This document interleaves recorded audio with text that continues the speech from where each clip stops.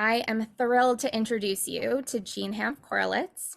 Jean is the author of the novels The Latecomer, which we're all here for, um, limited series adaptation forthcoming from Kristen Campo's Campout Productions, and Bruna Papandrea's Made Up Stories. The Plot adaptation forthcoming from Hulu to star Mahershala Ali. You Should Have Known, adapted for HBO as The Undoing, which I bet a lot of people have seen, by David E. Kelley, directed by Susanne Bier and starring Nicole Kidman, Hugh Grant, and Donald Sutherland. Admission, adapted as the 2013 film of the same name, starring Tina Fey, Tomlin and Paul Rudd. The Devil and Webster, The White Rose, The Sabbathday River, and A Jury of Her Peers, as well as a middle grade reader, Interference Powder, and a collection of poetry, The Properties of Breath. Wow. All such good titles. With her husband, Irish poet Paul Muldoon, she adapted James Joyce's The Dead as an immersive theatrical event, The Dead 1904. Korelitz is the founder of Book the Writer, a New York City-based service that offers pop-up book groups where readers can discuss books with their authors. She and Paul Muldoon are the parents of 2 children and live in New York City. Such a good bio. It's so impressive. So I picked up The Latecomer late last year. I had read a little bit about it. I knew a little bit what I was getting into, but I did not know that sort of right away I was going to be reading about art and then reading about artists I knew from my work at the American Folk Art Museum, and then reading about the museum itself. And I was getting so worked up, I was practically live tweeting it to my boss, and I was like, we have to do a program with her. And I am so happy that she agreed, and she is here with us tonight. So I'm going to invite her to talk a little bit about her book and then segue into reading an excerpt for us. Right. After that, we'll be in conversation together. Okay. All right, Jean. All right. So this is the part that has always been the hardest for me to say. This is a book about. It was so much easier with my last book, The Plot, because that was a book about a writer who appropriates somebody else's story and the mayhem that ensues. Done. But this is about, what isn't it about? I mean, it's about art. It's about politics. It's about religion. It's about so many things. And the fact that it's about so many things is one of the reasons it took so long to write and was so difficult to write, that I had to stop writing it, put it aside, and write a completely different book, The Plot, after which I was able to come back and finish this book. But it's probably safest to say that it's about a Jewish family from Brooklyn Heights, with a kind of unusual configuration in that they have triplets, a girl and 2 boys. And many years after these triplets are born, when they're about to leave home and go away to college, the parents make what seems to me an unfathomable decision, which is to have another child. And not just any other child, but a child from a leftover embryo, the triplets. So that is the latecomer of the title. The novel follows all of these people, all 4 children and 2 parents, as they wander through, various pilgrimages of their own, of the aforementioned politics, religion, ideologies, and of course, in the case of one child, art. So I don't know a lot about art, actually. I don't know a lot about the kind of art that you would find in the Museum of Modern Art or the Metropolitan Museum. For that, I had to ask a friend who is very knowledgeable about art to help me. One character in this novel is assembling a private collection of 20th century art for his own enjoyment, not as an investment, not to share it with anybody else.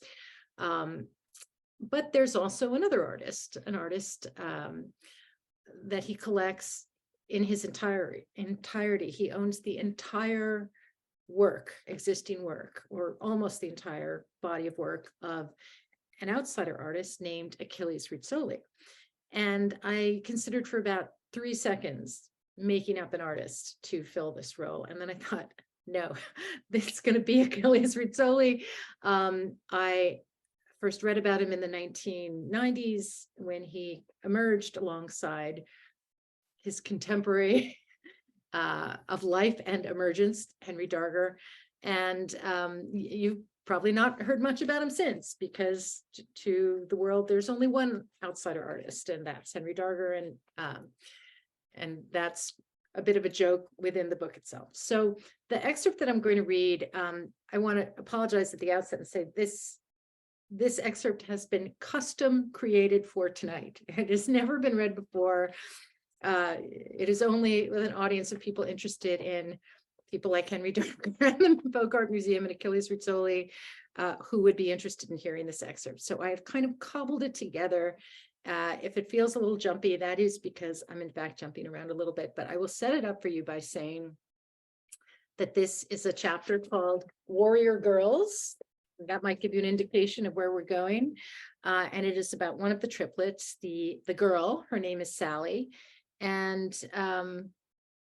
in this excerpt, she follows her father to an opening at the Folk Art Museum because she is spying on him because of what I'm about to read. She's also discovering some not entirely happy things about herself. She's 13 and she's just starting to figure out that she likes girls, and she's not really happy about that. So I'm going to start to read this. I hope it feels kind of seamlessly put together, but I'm somehow doubting that it will be. Okay, here we go. One afternoon, as she was leaving Walden's ethical conflict resolution class, a girl named Willa fell in with Sally and said the strangest thing. It was so strange that Sally actually had to ask her to repeat it. I said, I saw your dad. Okay, Sally nodded dumbly. She was fighting the urge to roll her eyes. She had as little interest in her father as Willa likely had in her own. With his girlfriend. This undeniably hit just as intended, and Sally was temporarily robbed of her breath, her speech, and her wits, roughly in that order. More than anything else, the sentence failed to compute, and then, in a great cumulative clanking of pieces sliding into place, it did. So, Sally managed, desperately trying for nonchalance. Well, if it was my dad, I'd want to know. But it wouldn't be Willa's dad, would it? Willa's dad was a surgeon who was always flying off to war zones to fix the damaged hearts of poor children. He was perfect. He probably had his affairs safely on the other side of the world. It was remarkable, Sally observed, that she had gone from ignorance to snark so quickly. She didn't ask for the rest, but she got it anyway. Willa and her mother and sisters had been coming out of Odeon in a rainstorm, and there were no cabs. Then there one was, splashing to a stop right in front of the restaurant. Willa's mother waved at the driver, and the girls huddled under one umbrella as they waited for the passengers to get out, which was when Willa had recognized him. She had not, however, recognized the woman whose hand Sally's father was apparently holding. What makes you think I don't know about it? She told Willa. Then she went to her last class of the day, fuming. One night, as Sallow gathered up his catalogs at the end of the evening, an invitation fell out at her feet. He didn't notice, and she picked it up and looked at it before handing it back. It was for an opening of a show at the American Folk Art Museum for an artist named Henry Darger. The front of the invitation showed a line of little girls all tied together. Behind them was a row of men on horseback, each holding a flag. Who's Henry Darger? She asked, handing it over. An outsider artist, her father said, the most famous outsider artist, but not the only one. Sally had no idea what that meant, but those little girls seemed more like more of an issue.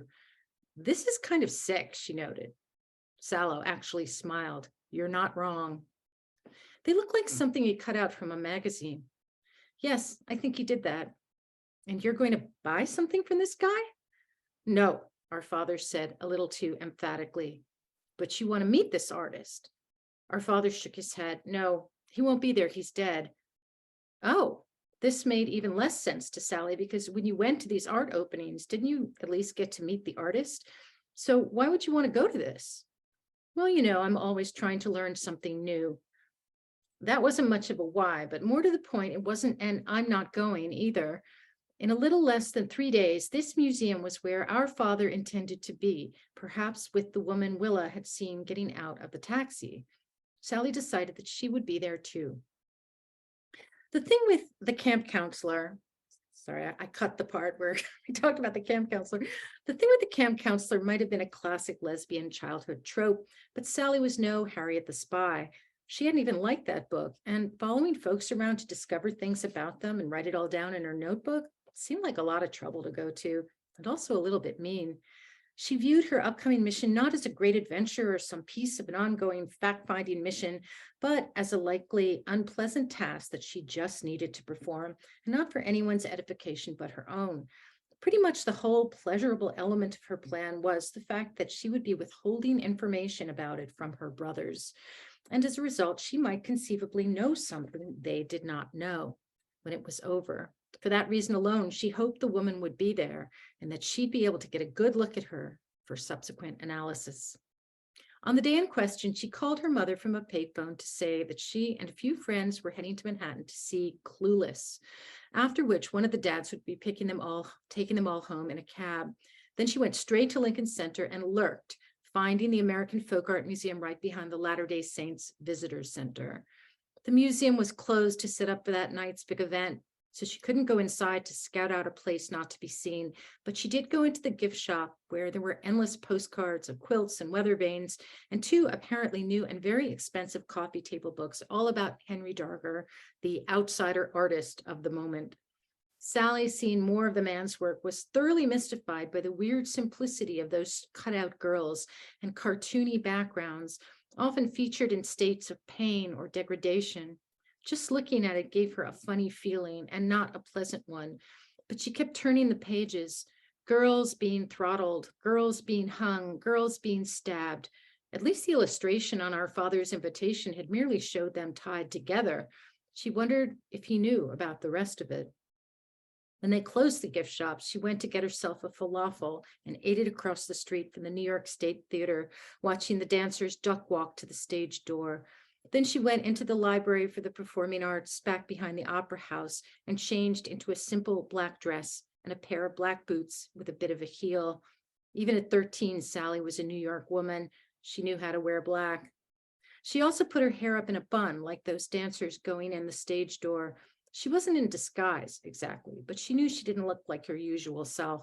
The way she looked, it was entirely possible that even if our father happened to see her, he might very well not recognize her. Not that she intended to be seen. She'd been worrying about a guard or somebody checking tickets, but there was nothing like that. Only a woman who wanted to take her coat and a man offering wine and water. Sally darted deep into the galleries, searching for places she could look at others without being looked at herself, but nobody seemed to be looking at anything but the pictures. They were huge and bright and on all of the walls, but also suspended in the middle of the rooms, long and uncoiled scrolls of paper, some of them painted on both sides. Those little girls, naked or with butterfly wings, armed and dangerous against orange or seafoam skies, or spurting blood on the battlefields. She tried to avert her eyes from them as she moved, searching for Sallow Oppenheimer's tall and angular shape. But when she looked up, it was into the face of an agonized girl being bayoneted by a grim, almost bored-looking man, or some other beautiful outrage. No one had spoken to her, not since the man with the tray of wine and water glasses. No one seemed to regard her with any interest, let alone suspicion. Perhaps the presence of so many tormented children detracted from one not quite child making a creditable attempt to look even older than she was. Or perhaps Sally really had succeeded in camouflaging herself at a New York art event in the year 1995. She nearly felt invisible as she completed her circuit of the rooms. Just as she returned to the lobby in search of a safe place to watch the door, two things of immense significance happened almost simultaneously. The first was that Sally found herself immobilized by the exposed back of a woman who happened to be standing a few feet in front of her near one of the long double-sided panels. This back, narrow but muscled, delineated by a visible spine, warm brown in color, and was on display between the slim white straps of a linen dress, all the way down to where it curved into hidden places, and its impact on Sally was immediate. She felt this not just in the form of conscious admiration, but in a breathlessness and a bolt of weakness, and perhaps most distressing of all, in the sharp, hollow feeling between her legs, so powerful and so impossible to dismiss that it mocked every one of her efforts to deny the obvious. Before her eyes, as the woman that back belonged to turned to the person on her right and then to the person on her left, alternately speaking and nodding in agreement, that warm back tensed and relaxed, flexed and straightened. The woman had long dreadlocks, but they had been swept aside and over her left shoulder, obscuring her neck. The white dress was long, but not so long that Sally could not see her calves and lovely ankles. Those ankles confused her. She could not understand why they seemed to matter so much. Anyway, that was the first thing. The second thing followed so closely on the first that Sally did not immediately separate them, especially since in a wave of bonus confusion, there was a certain sensory overlap.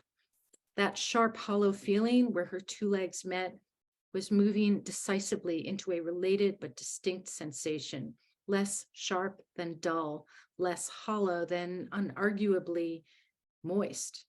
Sally had a sudden, powerful, and unhappy conviction of what that must signify. She turned and made her way to the bathrooms beside the gift shop, went in and took the farthest stall, and there, with trepidation, she reached under her black dress and pulled down her underpants. Oh, naturally. And the next line contains a word that I will not say. So that's we're gonna end there before a distinctly off color word. But the point is that Sally is very not happy about this situation. Very, very unhappy about it indeed. So. Now you're muted, Nicole. Oh my gosh, I double muted. Thank you so You much. could double mute. Wow. Well, I unmuted, then muted again. Not a technical term. So for the folks who've already read this book, I hope that that was as enjoyable for you as it was for me. I feel like there's just like added layers of pleasure hearing it aloud and like picking up on things that you know a little bit more about, hearing them again. So thank you so much. And it was, I'm sure, also really cool for all of the folks who are involved in the museum to hear this like pivotal scene, this emotional scene happening at our museum. So I want to ask you about that to start. What's your relationship with the American Folk Art Museum? Well, I was at the Darger exhibit. I was not at opening night. I was not at the party. More to the point, I was also at the Rizzoli exhibit. I think I went twice. By that time, I knew who he was. I had read about him. I was fascinated by him. And it was very interesting to think of these, that this outsider art thing was new. Nobody knew what that was. It was kind of coming out of this thing called folk art, but it was different. And there were these two kind of great exemplars of it. And one was this man, Henry Darger, and one was this other man, Achilles Rizzoli. And almost immediately, one of them began to obscure the other. So, so that, 5, 10, 20 years on, everybody knows the name of one and nobody knows the name of the other. But even though I think Darger was a really interesting guy, and those images are devastating and yet hypnotic and beautiful, but also super creepy. My interest went to Rizzoli and kind of stayed there. So I in putting him in the book, I guess that was my little way of saying, I really would love for you to live a little bit longer and be known by a few more people. It's been very gratifying to hear from people who, had never heard of him before, but they looked him up and they've looked at the works, and some of them have seen the documentary about him. So, yay. Well, so let's highlight him a little bit more. So, for the folks who read about him in your book but haven't seen his work, I am going to do some screen sharing, so we can talk a little bit more about him, with a visual. All right, Not Rizzoli. this is not him. So, Okay. I mean, I am not an expert, of course. I know the basics though, and Rizzoli was born in San Francisco. I don't think he ever left California. He died in the 1970s or 80s.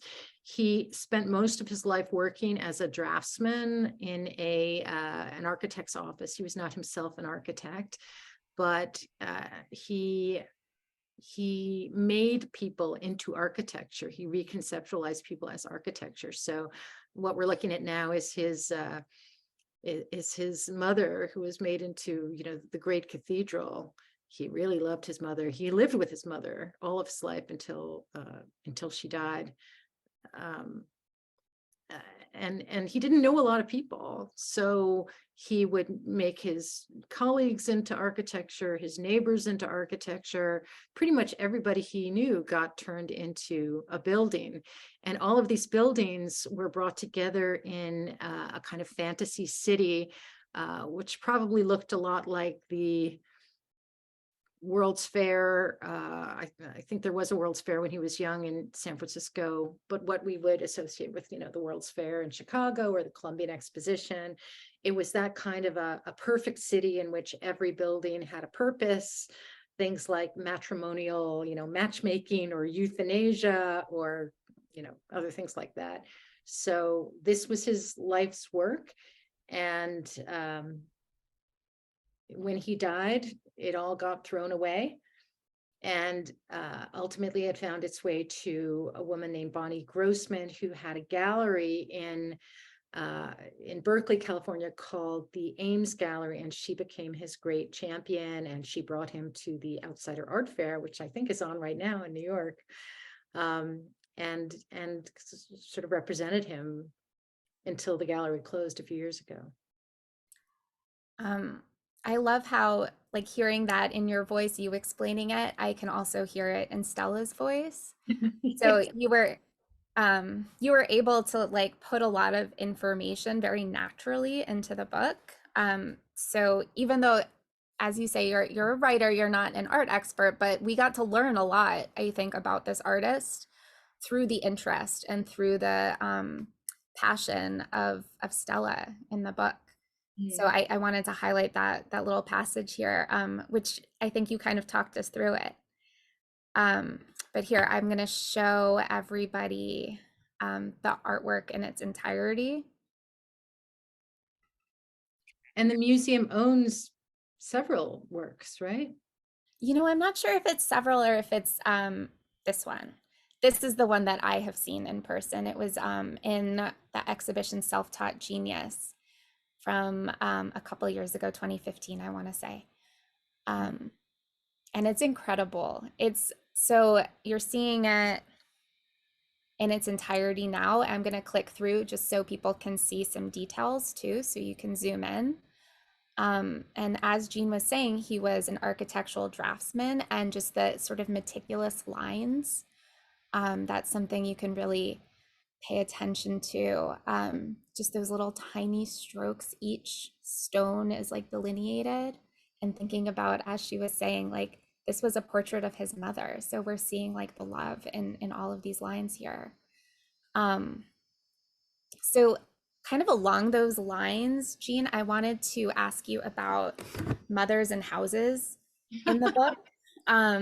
So the sort of engine driving the book is the mother, who has these triplets and then has the latecomer, Johanna, and she kind of gets like inspired almost to have this family first by the house that she walks into and imagines like filling with the children.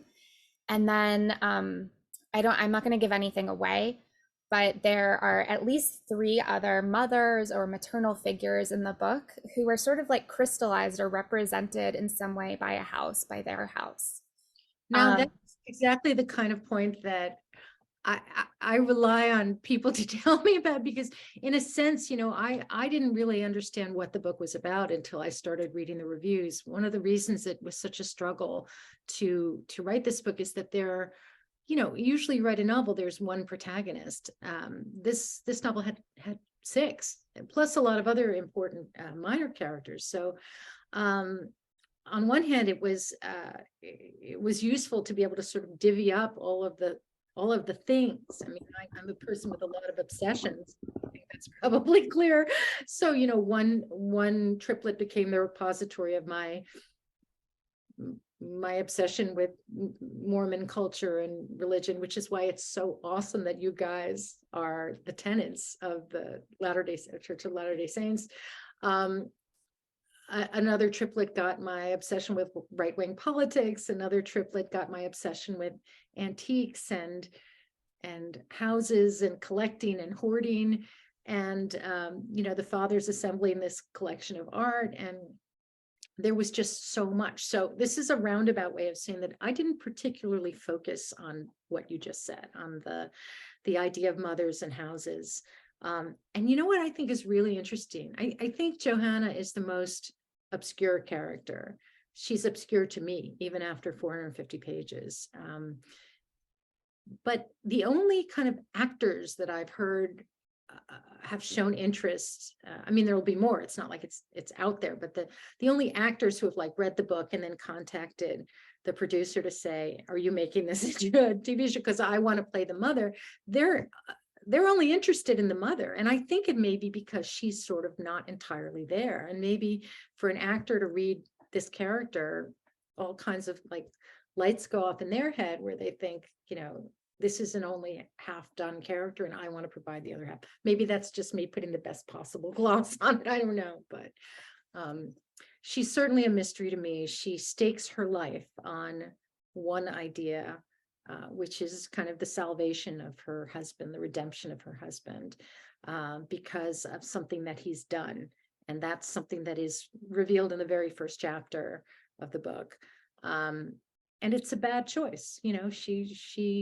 It is the wrong thing to do, as she discovers in the middle of her life. And it takes her a long time to really kind of right her ship after that. Boy, was that a roundabout way of answering or not answering that question. Sorry.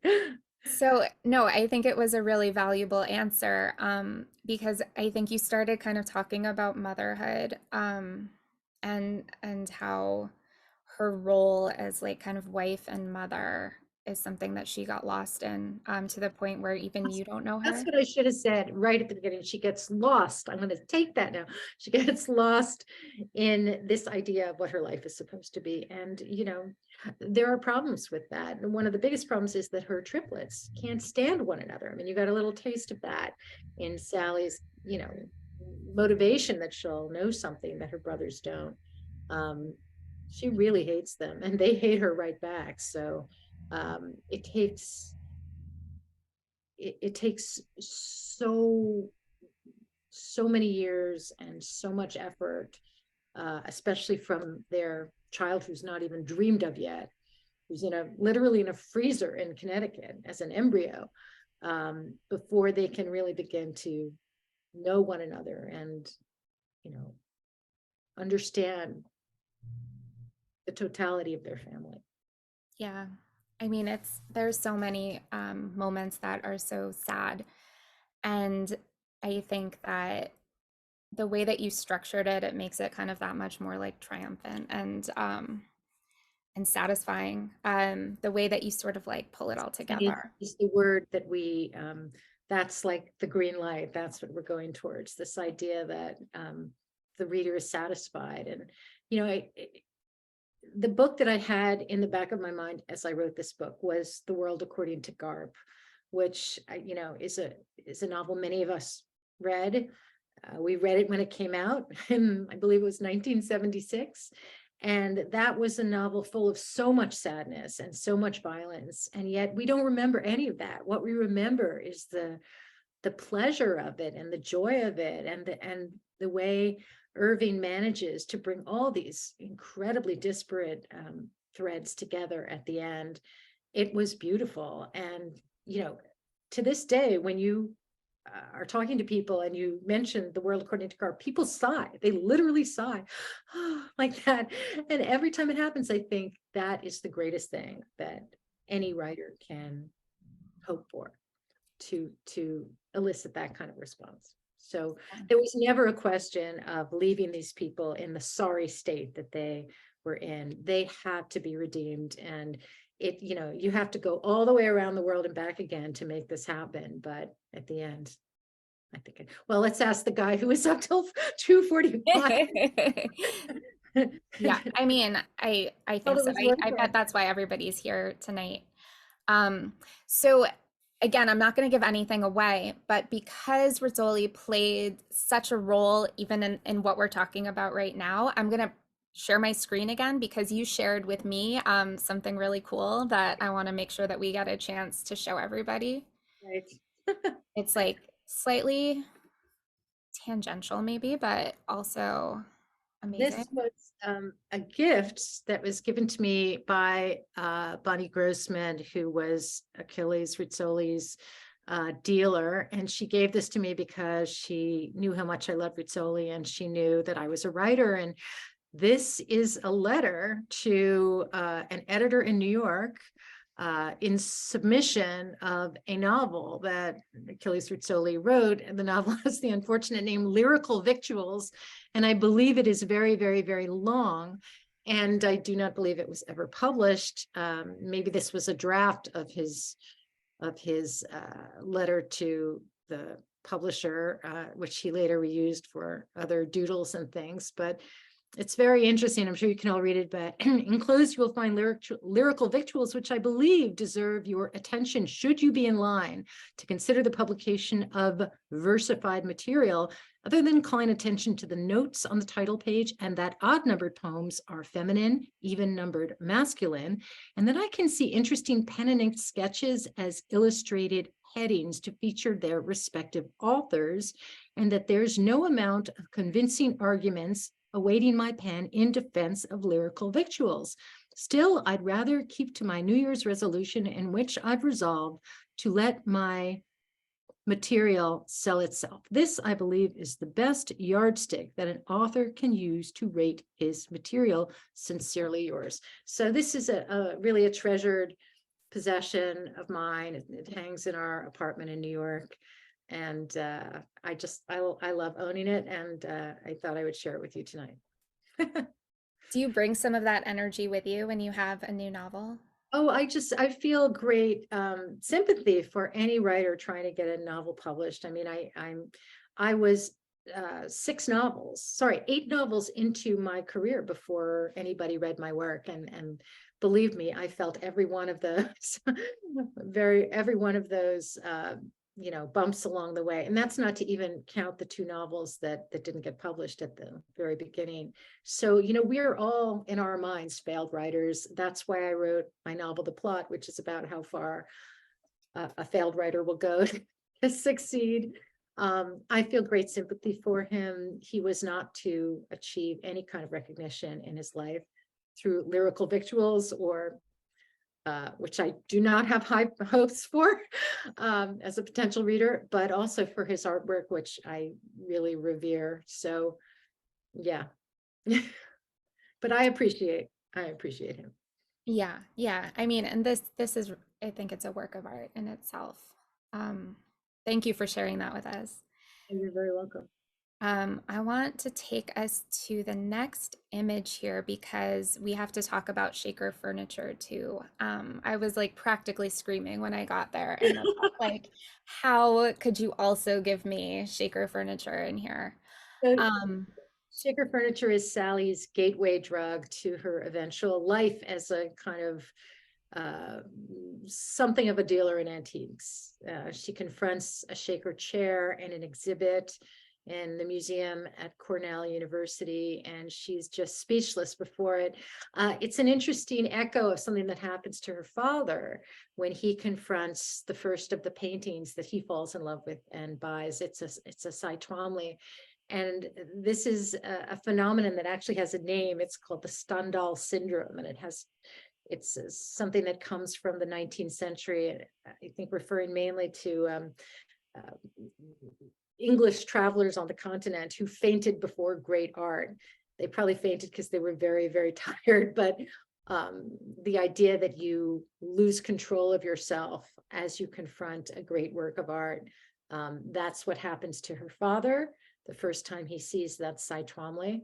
And it sort of happens to her when she sees a chair very like this one. It's an encounter that brings her into contact with the woman who will become her mentor and her employer, and really change the course of her life. Beautiful chair. It's this one, it's not exactly the chair from the book, but I think of the ones in the American Folk Art Museum's collection, it was the one that sort of resonated the most. Um, you don't have to read this whole excerpt if you don't want to, but just so we can have a little bit of that experience that Sally had, like looking at the chair, would you Sure. read a little? An ordinary chair, a massively extraordinary ordinary chair with a seat of rushes woven into a delicate pattern that looked incapable of supporting a fairy. It had finials, she supposed. That shouldn't be much of a talking point, and yet they were so exquisitely perfect.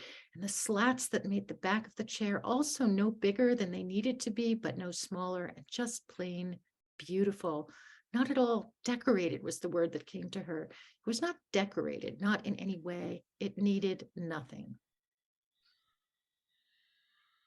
You So, have to you have to give us the line too, the line that we oh, talked the about. line, yeah, okay, I just don't want to bore anybody. The chair sat, stood on a raised white cube, which brought the seat level to her eyes. But there was no glass or plastic around it to protect it from anyone who wanted to, what, touch it, make off with it?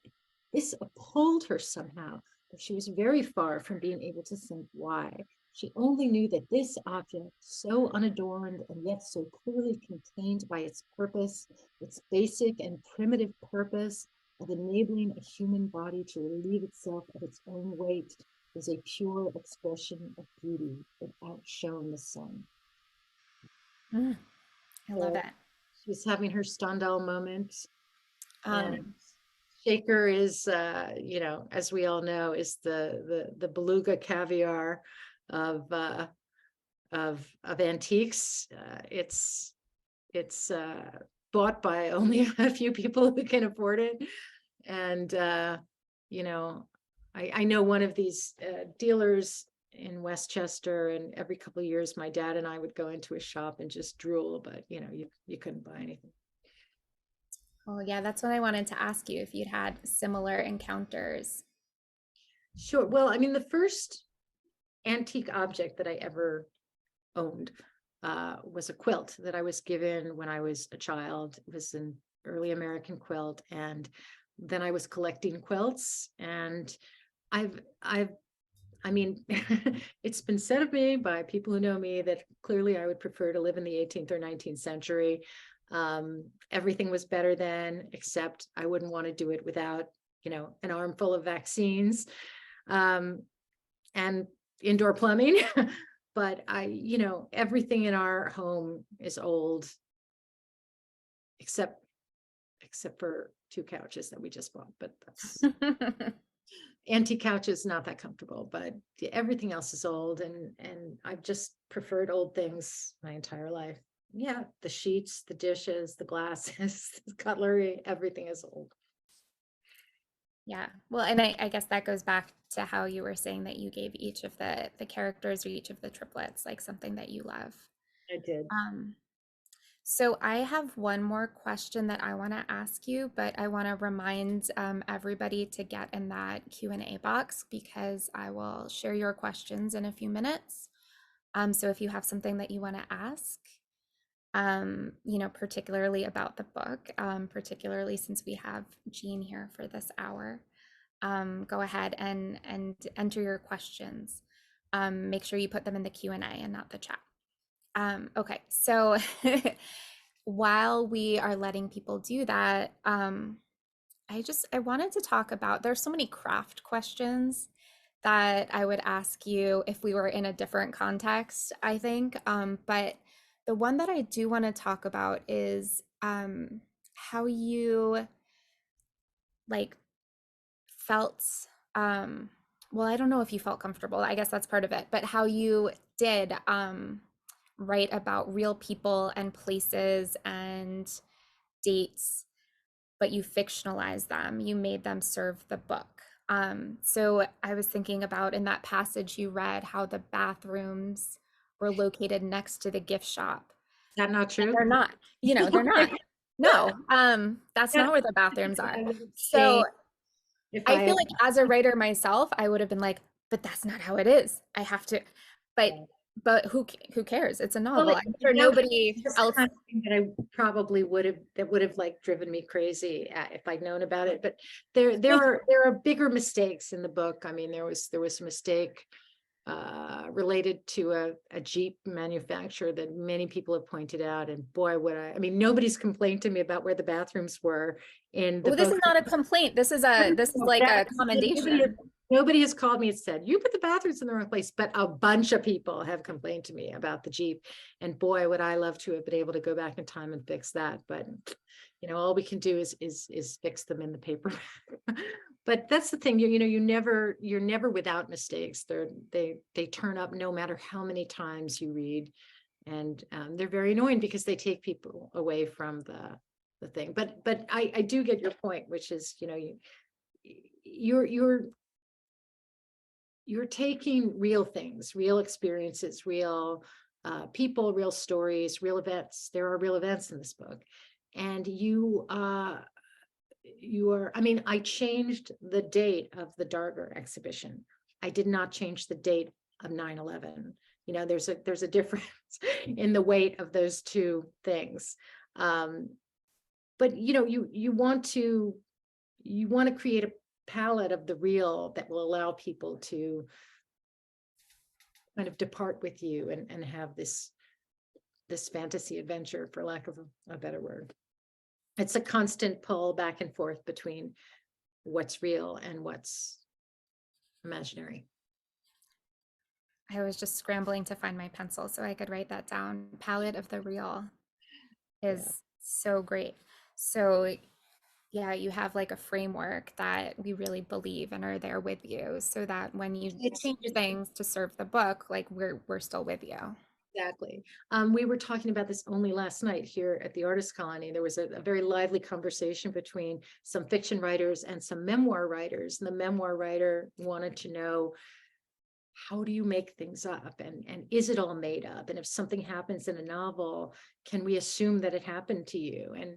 And it was the kind of conversation you hope to have when you go to an artist colony. But basically we ended up with the metaphor of the mosaic, that you know, every little piece in the mosaic is a thing that has either happened to you, or that you're aware of, or that you read in the New York Times, or that you know, you read in the National Enquirer, or that you saw in the Real Housewives. You know, it doesn't matter where it came from, it's a thing, it's an idea. And you may never use that thing, but you may end up putting it down in your mosaic where it could be next to something else that is completely unrelated to it. It's the assembly that you make of all these teeny tiny real things into something that is not real.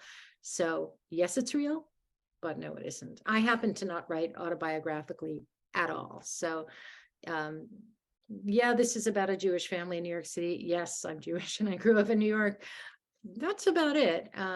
Even though there are many of my obsessions in this book, in terms of what happens to these people, this is not me at all. Right. Well, the first Q&A question I think follows on this, and you maybe answered it a little bit. So this is from Karen Koffler. She says, I suggested your novel for my book club, and it was a rare title that received admiration from the whole group, which I think we all know that's amazing. We were curious, was the school in Brooklyn meant to be a Waldorf school or St. Anne's or some combo?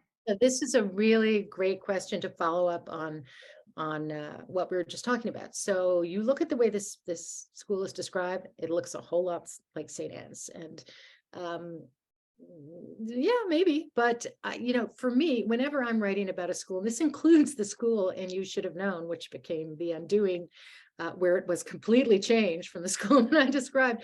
I'm often writing about the school that I went to, not in an autobiographical way, but just because that's the school that I knew as a student and as a parent.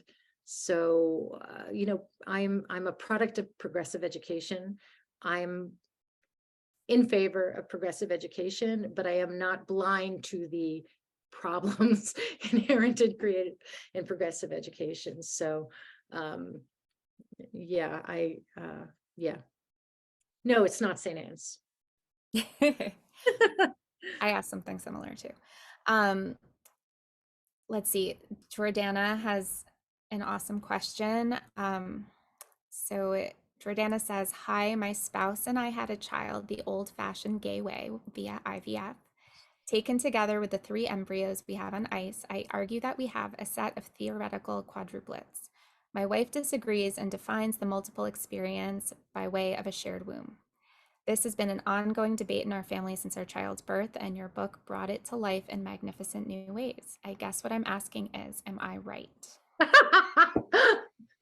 I would not dream of answering this question for the same reason that the person who weighs in on questions between spouses in the New York Times Magazine treads very cautiously. But you're both okay? You're both right. No, I mean it's a fascinating thing. It's one of the questions that got this whole book going.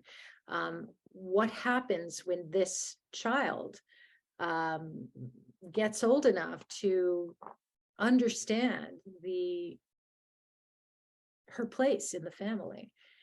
And one of the reasons these triplets are so out of sync with one another is that they're not triplets, and they don't know it. They don't know what they're missing. But that is not an argument for you to go ahead and have all these other children. So it's a fascinating question, and it will be a fascinating question for your child, I would think. Eventually, not now. That's a good answer. Oh, yeah. So Lindsay Sullivan asks, what does it mean to you that Salo didn't share his art publicly or with his family? Is this connected to how the characters don't share themselves with one another? That's exactly the kind of insight that people offer, and then I go, yeah, that's right. That's exactly right. I mean, I just think he's so wounded, and he's not looking for something to feel better. He's not looking at all. I mean, he thinks he deserves the way he's living. He has no hope at all. And then into his life comes this means by which he can feel better. And he doesn't question it. I mean, it's not hurting anybody for him to buy a painting and put it on his wall of his, over his Jennifer convertible. He's not thinking of its value. He's not thinking of it as an investment. He's not thinking of it as something he can share with anybody. It just makes him feel better. So that's all that's going on there. Poor guy. Yeah. Oh, the way you described that Twombly in the beginning, too. You really got it.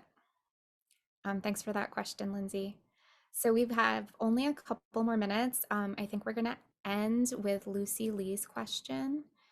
Lucy asks, are you working on another book? If so, can you tell us something about it? Sure. I am writing a sequel to my novel, The Plot, which came out, which is the novel that I stopped writing The Latecomer in order to write, and then finished writing The Latecomer after I had written it. And I've really made a lot of headway here. It's been a great few days, and I'm encouraged that I'll finish it probably in the next few months. So that's it. That is so amazing and so exciting. And okay, you answered that, I feel like quickly enough that I'm going to ask just a quick follow-up. Um, which is, what was it about the latecomer that made you like turn away from it to write something else? Oh yeah, that's a really good question.